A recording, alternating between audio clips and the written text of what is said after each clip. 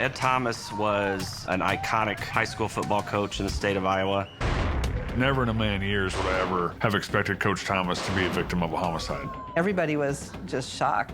When I told her that I knew who it was that had shot her husband, she said, "That poor family."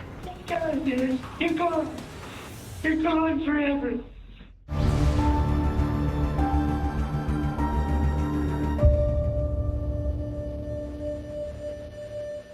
On the morning of June 24th, 2009, high school football coach Ed Thomas was gunned down in the weight room in front of 22 students. The murder of the beloved coach rocked the small community of Parkersburg, Iowa, as much or even more than the devastating and deadly tornado that destroyed half the town the year before. But just as shocking as the murder was who pulled the trigger.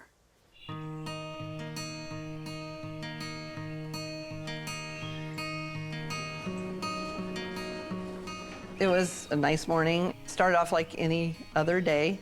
I was getting ready for work. Ed usually left for work before I was out the door by far because he was supervised the weight room in the morning. I was a volunteer on our ambulance service at the time. And shortly before 8 o'clock, my pager went off. There was a shooting at the high school. Do you know who it was? No, I don't. Kids had come running out and said somebody shot Ed Thomas. Okay. And they're still in the building. It was supposed to be a day off for me, and I was at home. So I got a page that there was a shooting at the high school, and I didn't believe it. Nothing could prepare me to walk into a weight room and to find Coach Thomas lying on the floor shot. Despite his injuries, I thought he was gonna live. Jan arriving to the scene was one of the most hard things. I don't just know the Thomases, I love the Thomases. And I don't just know Jan, I love Jan. And so I just, in my mind, was praying over and over and over again, please don't let Jan be on this ambulance. Please don't let Jan be on this ambulance. And to this day, that was a prayer in my mind that should have been answered. We responded to the weight room, and we're getting our gear to go in, and then Chris Luring stopped me and directed the other ones in, and then told me that it was Ed and he'd been shot. And so I waited a few minutes while the other EMTs treated and got ready to transport, but then I said, okay, I gotta go in there and see what's really going on. And he was still alive, but he wasn't conscious. One of the things I'll never forget Jan saying when we left the high school parking lot was, you know, that she recognized Ed's wounds and his injuries as being not survivable.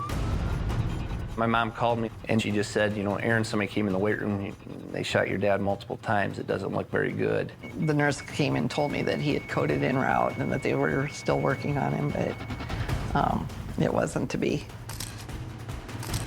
Instantly you start all the things in your mind of who, why, how could this have happened? Parkersburg's just a small town in northeastern to north central Iowa. It's about 2,000 people. Most people know each other there. Ed coached and taught at Parkersburg for a long time, and in his eyes, there was no better place on this planet. That's it, come on, be leaders, be leaders! Ed, I think, knew early on that he really wanted to coach, and I think a lot of that came from his high school coach when he was growing up. He grew up with an alcoholic father who wasn't often present, and so I think that coach that took special interest in Ed and encouraged him made him want to be that guy for someone. Come on, Robert, keep hanging in there, Robert. You're getting better. You're getting better. You're getting better. He was a great coach. He was demanding, but the thing he did better than anything else is he built relationships. And you can be hard on young people if you build a relationship, if they know you care about them. And he was the master of pushing us to be better than we ever thought we could be. A lot of pride in what you do and do what's right. Do what's right. Out on the streets, everything we do what's right. 4 former players there had played in the NFL or were playing at the NFL at the same time. The coach, Ed Thomas, had won the NFL Coach of the Year. And this is a town that's, you know, a few thousand people at most. It's just very unusual, statistically improbable for that to happen. I didn't think he had a job. He just loved high school kids and was passionate about football. For me as a young kid to see my dad and his passion for what he did, I felt like I was the luckiest kid there was.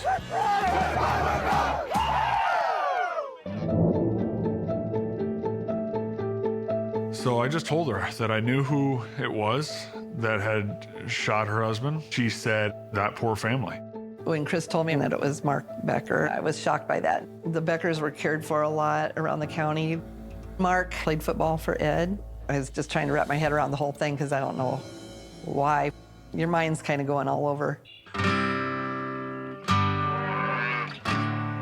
I grew up on a farm in north central Iowa, and junior in high school, I moved to Parkersburg. My husband, Dave, of 42 years, was a senior that year, and he was a football captain on the team. And one day, Coach Ed Thomas introduced me to Dave and thought it would be good for us to go out. Dave and I got married a couple years after high school. We have 3 sons and moved out to the country as soon as we could get an acreage. In Parkersburg, football started at a young age, and Mark played right into it. He seemed to love it. It was sort of the thing you did. Well, I've known Mark since he was a young child. I had him in Sunday school probably when he was little. So, you know, he came from a good family, just part of the community. When I started teaching and coaching, I'll never forget, the first thing my dad said is, Aaron, if you're going to do this, 2 things.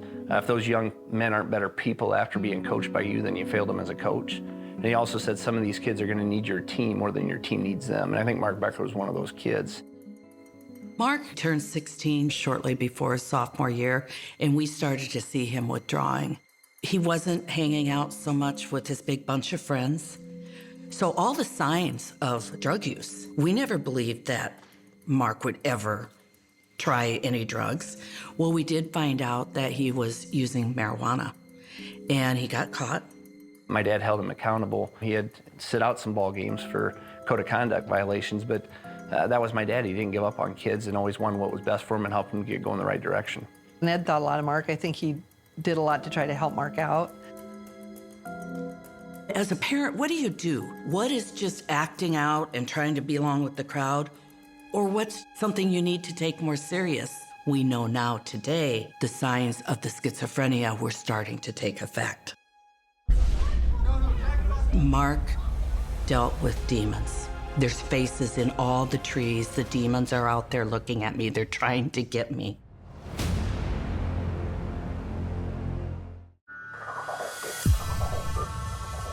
Mark Becker's parents were unsure what was behind their son's sudden drug use. Clearly, he was struggling with some issues, but they thought maybe it was just a passing phase. While those close to Mark tried to make sense of his behavior, no one was aware of the demons inside him. When Mark graduated from high school, we were really excited because he went to a local college to play football. Started out great, but within the next 2.5 years, Mark really took a downward spiral.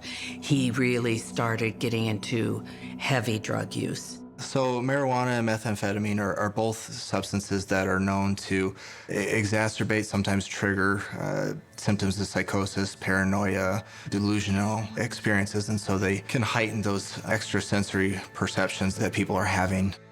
It was a roller coaster ride because he would do it, he'd come back home, I don't want to do this, I don't want to live this way. He'd go back and forth. And he finally had enough. And he came home and he actually detoxed in our home. And it's the most horrific thing you would ever go through. But he said that's it. And he moved a few hours away with his older brother and really started to turn things around in his life. Up here's Parkersburg, may take a direct text. Okay, Parkersburg. In 2008, an EF5 tornado, which is the highest magnitude of tornado that they rate, hit Parkersburg. We're talking massive disruption, large gas leaks, flattened houses. I'm very serious. They need to get here and shut down this area. It kind of took a swipe through almost the middle of town, so about half the town was destroyed. Yep, I know. Okay, we have possible lots of fatalities. We have cars flipped. I mean, this is not good, okay? We lost our home. We lost both of our workplaces, Ed's and mine. We lost our vehicles. We lost pretty much everything that day in just a matter of a few minutes. After the shock wore off, it didn't take long and people rolled up their sleeves and just got started. Neighbors started helping neighbors. And this is kind of Ed's quote, actually, dust ourselves off and build back better than we were before, because what else do you do?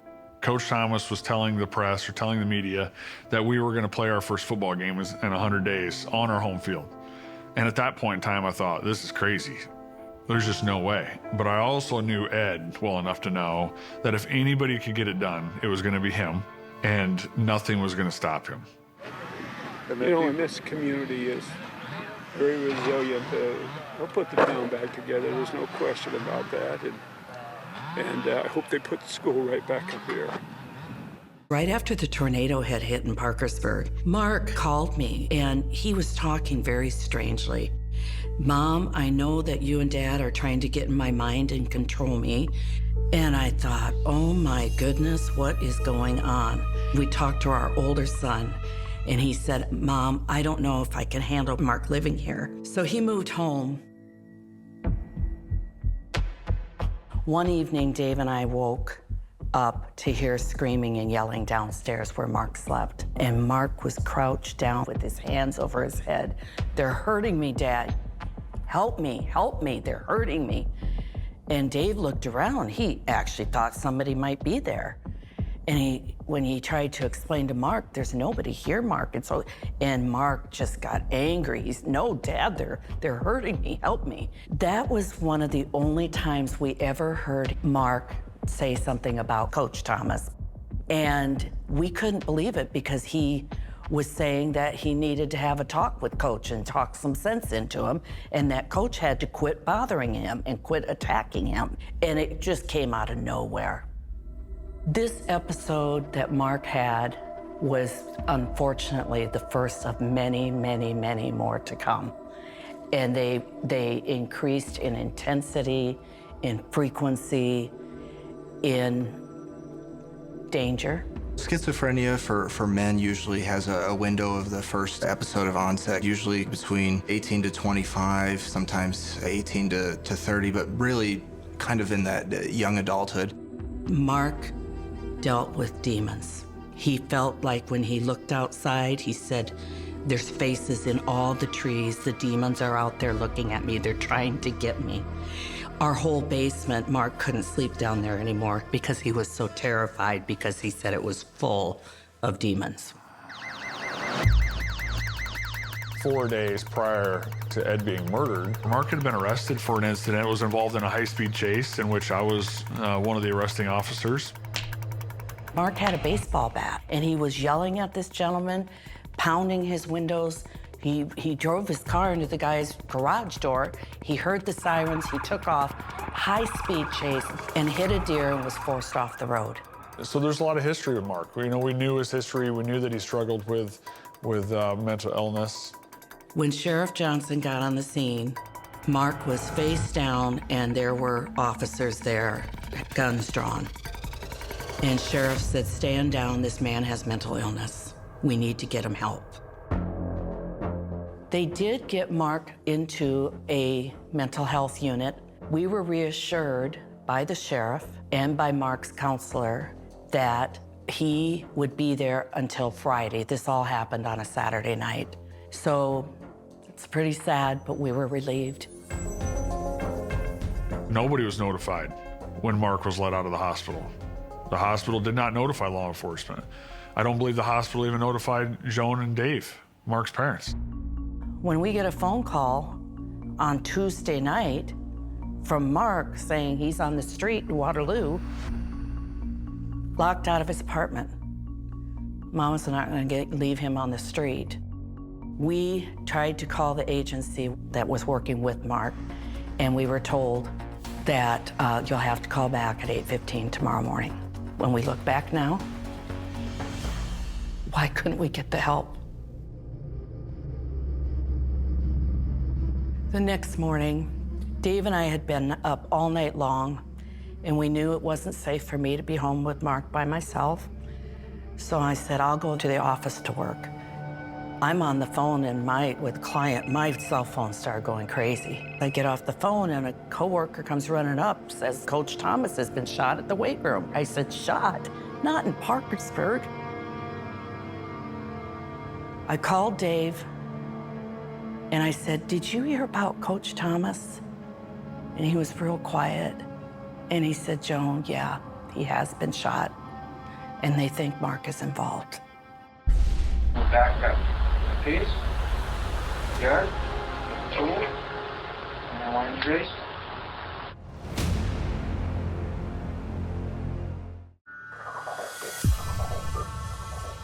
On the morning of June 24, 2009, after his parents left for work, Mark Becker stole a gun from his father's gun locker, put on a pair of gray coveralls, took his father's car, and headed for Parkersburg High.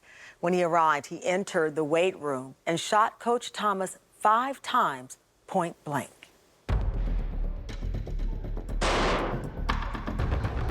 And Thomas had been shot numerous times and was laying in the weight room. All of my years of training and experience on the ambulance crew and as a police officer never could have prepared me for the looks that were on their face. They explained the different places my dad had been shot, how close, that he shot in the knee, shot in the hand, shot multiple times in the head. And the part that got me the most is when they explained that after being shot, that Mark stomped on him multiple times. Something that still, if I think about it often, it can still get the blood pressure. So Mark Becker was arrested by the sheriff. He drove back to his parents' home after he shot Coach Thomas. The sheriff actually beat him home. So the sheriff was actually in his driveway when Mark turned to drive down his own driveway. At a certain point in time, Mark rolled down his window and held the gun out the window while he was driving down the driveway where Sheriff Johnson was. I feel like I have death in me right now. So much I can taste it. It's in my nostrils. It's in my face. It's in my lungs. I'm switching from over to that side, right? It's fine. Can you see it in me? Okay. One of the things he told the DCI agent was that he had a deep-seated animosity. Mark made a comment about Ed didn't treat him like he treated everybody else, as if Ed treated him worse than everybody else. And I remember getting very angry when he made that statement because Ed treated Mark Becker in a lot of ways better than he had anybody else, and gave Mark more time than he had anybody else. The devil tired. He's pressing children around here and my family since I've been a little kid. I couldn't put up with it another second. We can hardly breathe at night because of that man. What do you do? He talks through it, he turns us into fish, he turns us into animals, and turns us into dead people. And he won't let us be our true heavenly selves. I think this whole thing came out because he's being the devil. He's being wicked. The only way for the children to be free is he was gone. I could see that. Really. One of the things that stood out to me in the interview was he would open and close his fist, and Agent Calloway asked him, what are you doing? And he said, well, that's how I control the devil. The thing about his interview that was key, though, is even though his mental health is wrapped up obviously a bit in the interview, he was able to articulate what happened. He was able to tell us where he got the gun, how he got the gun, that he practiced with the gun. He'd grown up around guns, so he knew that guns could be used to kill another person. He knew what he had done, knew that he'd shot a human being, knew that it was wrong. So I saw my parents off, and then once they left, I took a shower. I took an antler and broke the handle off the gun case. Okay. It was handy. And I pulled the gun out, it was on the top. First one I picked up, there was bullets behind me. I loaded it. And he had it locked up. Because we didn't want kids playing. Sure. So I loaded it, went on his back and shot it once to make sure it worked. And then I got in my car. So I went to Parkersburg, and I went and checked if he was in the weight room. He was in the weight room, we backed up. The piece, yard, the tool, no injuries. On the competency end of things, we dealt with it at the beginning with Mark Becker to determine whether or not he's mentally competent to stand trial. So the level of planning that went into it, it certainly speaks to having some level of awareness about the decision-making, the choices, the consequences. But I think something that makes it a little bit complicated is the nature of somebody's delusions could cloud their judgment on making this decision. So if he was thinking, that this person was evil for this reason or not, he might know that legally it's still a poor choice, but morally he might be deluded to the point where he's thinking this is going to save lives and I'm kind of a savior even though I'm going against the law. I think he was pretty deliberate. He had a pretty good plan in place. He had taken precautions.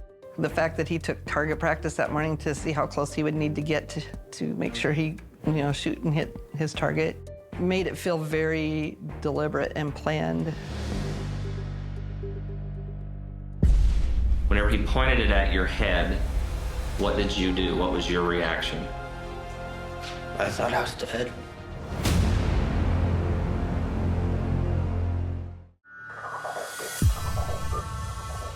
There was no dispute that Mark Becker shot and killed Coach Thomas. The question was his state of mind at the time he committed the murder. And when the defense entered a not guilty by reason of insanity plea, it made this trial anything but simple and predictable. Are you ready with the opening statement, Mr. State's ready, Your Honor. You may proceed, sir. Thank you. The trial was obviously going to be difficult, but it's also something I couldn't stay away from. Ed Thomas, on June 24th of 2009, was gunned down by Mark Becker. He was gunned down in front of over 20 Applington, Parkersburg high school students in the weight room that morning. Mark Becker, on June 24th of 2009, made a choice. He made this choice consciously and with full understanding and appreciation of the consequences of his acts. He shot him. He emptied the gun. 5 bullets, 5 times.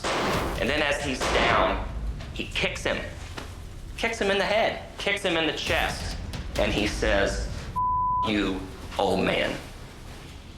No one in this case will dispute the fact that Mark Becker had a mental illness. But the evidence will be in this case, and if I say it once, I'll say it 1,000 times. Mental illness does not equal insanity.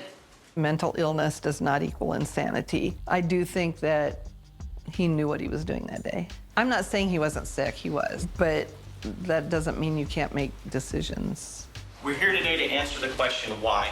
Why did Ed Thomas die? The evidence in this case is going to show that Ed Thomas died because on the morning of June 24, 2009, Mark Becker was insane. The evidence will show that Mark suffered from, and still suffers, from a mental illness called schizophrenia, paranoid type. And beyond simply having a mental illness, that mental illness prevented him on the morning of June 24th from knowing the nature and quality of his actions, and also prevented him from being able to distinguish between right and wrong in relation to that act. Mark believed that Coach Thomas was literally Satan. Coach Thomas was what Mark called a devil tyrant. You're going to hear evidence that'll show that Mark, on that morning, believed that Coach Thomas turned people, including Mark, into fish, into animals, and into dead people. Mark was interviewed by a number of doctors. These doctors will testify that on the morning of December 24th, Mark Becker was insane. We will ask that you return a verdict of not guilty by reason of insanity. Thank you. At the trial, it was hard to hear the defense trying to justify, try to make excuses. You didn't know what testimony the jury were going to buy or what doubt might have got planted, and that all of a sudden, could Mark Becker be back on the streets? It was a stressful time, probably worse than honestly going through the murder. What did Mark Becker do whenever he approached you and your football coach? He pulled a gun out. Who did he point it at first? Me. Where did he point it at on your person, Brandon? My head. It's okay. Whenever he pointed it at your head, what did you do? What was your reaction? I thought I was dead. What did you hear or see next? I heard a gunshot. What did you do then, Brandon? I opened my eyes and saw Coach fall. To see those kids get up there on stand, get questioned, you hurt for the kids seeing that, but then to have to try to relive it, tell their story of it, something that I won't forget, the hurt that we all felt for them. Did you see when you entered the weight room?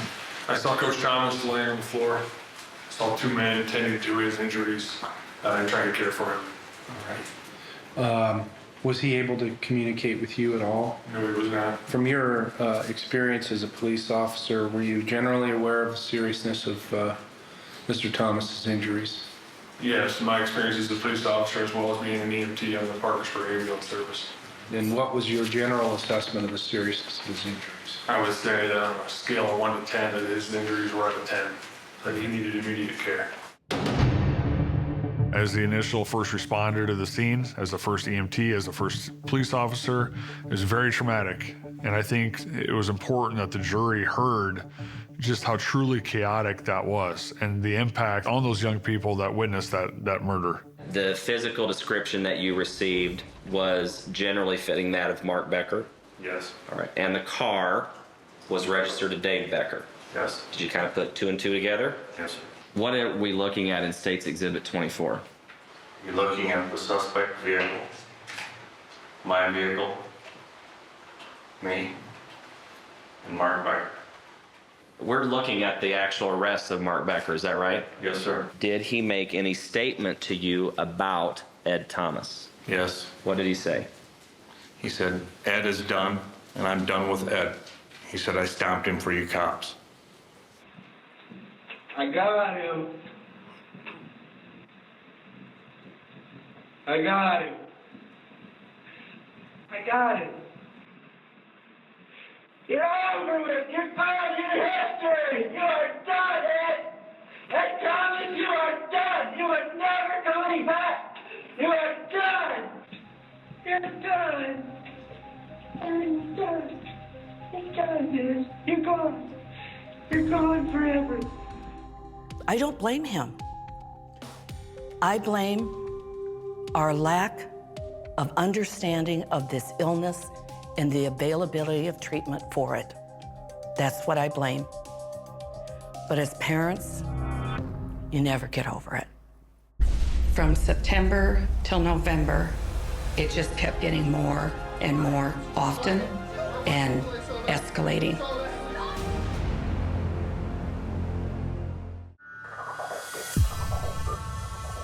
Proving insanity is not easy. The bar is high. And while the defense had doctors who would later testify on the subject, they wanted their first witness to be someone who knew Mark well and had seen his psychotic episodes firsthand.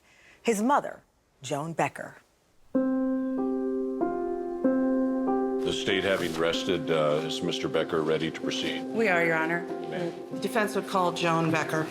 The defense's strategy was really kind of to put all of their eggs into the mental health basket with regard to establishing insanity. Did you begin to see changes? Yes. When was that? September of 2008. And can you describe what those changes were? One night we were woken up during the middle of the night and we heard Mark yelling, "Get off me, get off me. Get these feathers off me, get them off me." And then he was going on and saying, can't you see, you know, he thought he was being turned into our coon dog, Chief. Just extremely bizarre behavior. And it just went on, and we couldn't, and he didn't know it was us, and we tried to talk to him, and there's no talking to someone in an episode like that. It was really hard to testify, to see Mark sitting there, and he was so heavily medicated. He just was like in his own. I don't think he can remember much about the trial at all. Was he committed to a hospital? Yes, he was. Do you know how long Mark was in the hospital? A week. We were trying to get him assistance and trying to get to the bottom of these behavioral issues and trying to find out what exactly is going on. You know, what's causing these personality changes. And did you see continued changes in his personality after September 2008? Yes. How often would these episodes occur? We could go a week, maybe even 2 weeks, and then we could have several days in a row that he would have them. He could go several weeks without them. But from September till November, it just kept getting more and more often and escalating. You know, as parents, when your son commits an act like this, you know his state of mind, you know deep down, you know he wouldn't have done it in a sane mind. But how are other people supposed to see that and know that? They don't know Mark, they don't know his history. And it's a very difficult thing because we wanted justice for the Thomas family. Absolutely, we did. Doctor, do you have an opinion to a reasonable degree of medical certainty as to whether Mark Becker suffered from a diseased or deranged condition of the mind on June 24th, 2009? Yes, I do. What is that opinion? It's my opinion with reasonable medical certainty that Mark Becker suffered from paranoid schizophrenia on June 24, 2009. It's my opinion with reasonable medical certainty that Mark Becker was not capable of distinguishing between right and wrong with respect to shooting Coach Thomas. And that would qualify for a valid insanity defense, in my opinion. A person that's mentally ill isn't stupid. A person that's mentally ill may have skewed judgment sometimes, but they're not beyond reason. They're not always beyond understanding the difference between right and wrong. My opinion is that he was capable of knowing and understanding the nature and quality of the acts on that date. He does a number of things that suggested to me that he certainly possessed a fairly reasonable level of rationality and reasoning. He opens a gun cabinet, he takes out a handgun. He shoots it to make sure it works. He realizes that he misses a target and thinks, geez, I'm gonna have to get up close and shoot this gun again. He reloads it and he puts a bullet in every chamber. He then goes to the weight room and he looks inside first to make sure Coach Thomas is there. He leaves the gun in the car, not wanting anyone to see it at that point.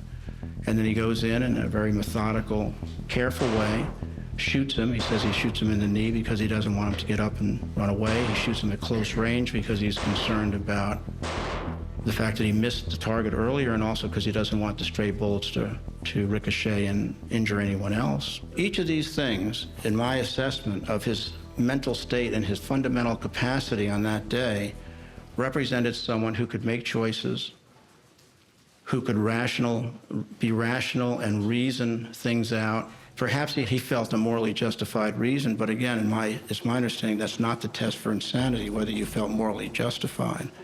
It was whether you're capable or not of understanding the nature and quality of what you're doing. And the nature and quality is that you're taking a gun and you're discharging it and you're shooting someone and they're going to be dead. Ultimately, what an expert can do based upon their examination, is he capable of forming the intent? Is he capable of knowing the difference between right and wrong? Is he capable of understanding the nature and quality of his acts? The reason why they can't say he actually is because that's ultimately for the jury to determine.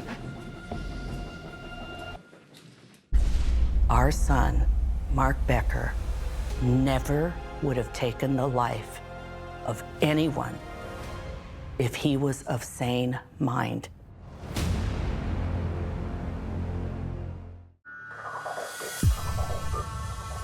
While both sides agreed Mark Becker was not well, the prosecution continued their refrain: mental illness does not equal insanity.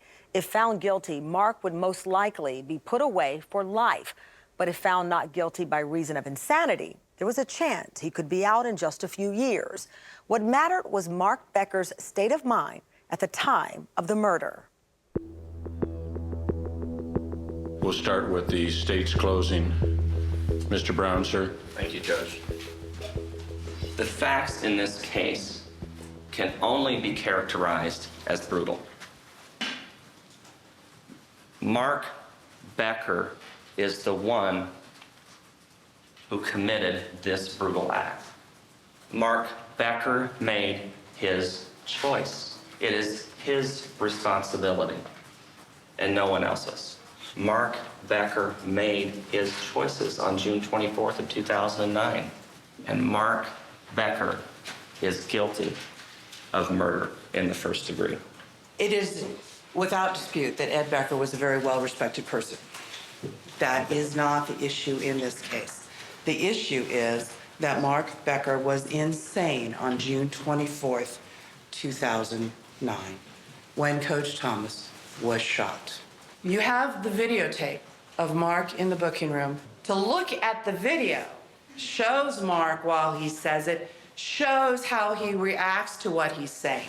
Clearly demonstrates that he is seeing something that nobody else sees. Let there be no more Satan, brainwashing. Just stop and watch. Let there be freedom. Don't be afraid to be happy. Get this monster away from me. That's what he says. He's in the booking room alone, but he needs the monster to get away from him because his insanity has continued from the weight room to when he's in the booking room. You can see during the actual interview that he is up and he is down, and he is talking in very weird sentences. Mark's statements, like I said, I'll work for anyone but the devil. I'll work for the feds, the sheriff, the police, anybody but the devil. It hurts me to see all these children suppressed by somebody so long. My mom and dad too, and me, my brothers, were all suppressed by this devil tyrant for so long. They were suppressed by the devil. And Mark has taken care of the devil, apparently, and freed people.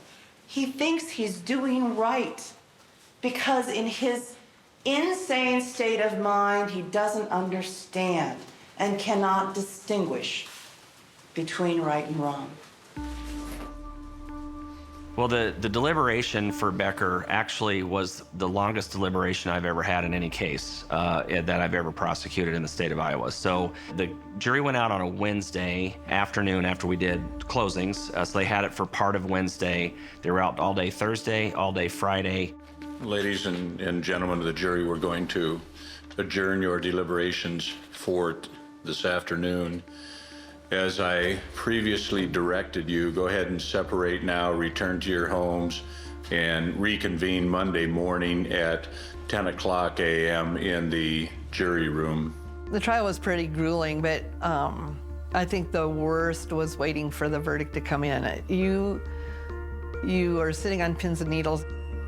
The judge sent them home on Friday. I fully expected that on Monday we're going to come back and we were going to have a mistrial and then we were going to try this case over.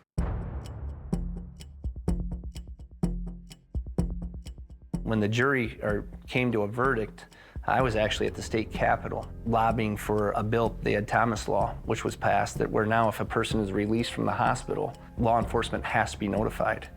You got to call the hustle back to Allison to the courthouse as the jury had reached a verdict. Has the jury reached a verdict? Yes, we have, Your Honor. Could you give the verdict to Ms. Myrie, please? Yes.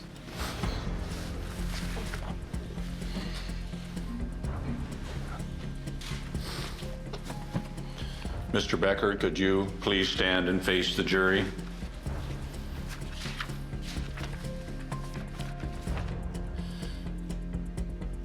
Mr. Schuler, the jury has returned form of verdict number 1. We find the defendant guilty of murder in the first degree. You're not feeling happy. It's not a celebration by any stretch. There's no victory in the victory. You don't feel this, you just feel relief, I guess. And you feel like maybe we can finally move on. Mr. Becker, given your brutal murder of Ed Thomas, I do not have any difficulty imposing the mandatory life sentence upon you. Could you stand, please? Mr. Becker, on the jury's finding you guilty of murder in the first degree, I, at this time, will judge you guilty of murder in the first degree. On this judgment, I commit you into the custody of the Director of the Division of Adult Corrections for the rest of your life without parole. May the judge show mercy upon you. I absolutely think justice was served in this case. Mark Becker knew what he was doing, took a gun, thought about it, drove to his victim, shot him 6 to 7 times, and then left. We do not have the death penalty in the state of Iowa, so he got the maximum sentence that was allowed by law. And even though there's some mental health issues here, it's a very good example of a person being legally responsible even though they may suffer from a debilitating mental illness. You know, there's not a day that goes by that I don't think of him. That pain will never go away. That trauma will never go away. That tragedy will never go away. But I really looked up to Ed as a mentor of mine, and by far, he's probably one of the top 2 or 3 greatest people I've ever had the opportunity to meet in my entire life, and I'm grateful for that. You know, a big question a lot of people have had about this case and about Mark's mental illness and was he insane or not insane. You know, people can talk round and round and round about it. Here's what I know. Our son, Mark Becker, never would have taken the life of anyone if he was of sane mind. There is no doubt in my mind. Does Mark need to be institutionalized? Absolutely he does. Why did it take him killing someone to get the professional help and medications he needed? I have to forgive Mark in order to move on. And what you find in forgiveness, as hard as some people think that that might be, it's freeing because it allows you to become the person that you need to be. If you keep harboring bitterness and anger, it's going to eat your life away. I'll never quit missing Ed, but life goes on. I have a great family and I'm grateful. After my dad was killed, I went back to Appleton, Parkersburg, took my dad's job as athletic director, assistant principal. But I'll tell you, I don't cry publicly, but at that first football game when the team came out and he wasn't leading them on the field and I broke down. When I walk out on the field today or to watch the games and to set up the field, see it all painted and the lights and the community all there, I think of my dad watching his grandkids. Having my oldest graduate last year and be our starting quarterback, and now my middle son's our starting quarterback as a sophomore, and to see his grandkids a part of that, I know would have been something he would have been unbelievably proud of. Today, Mark Becker is housed at the Iowa Medical and Classification Center, a medium security correctional facility. According to Mark's family, he is remorseful and finally getting the treatment he needs. I'm Tamron Hall. Thank you for watching Someone They Knew.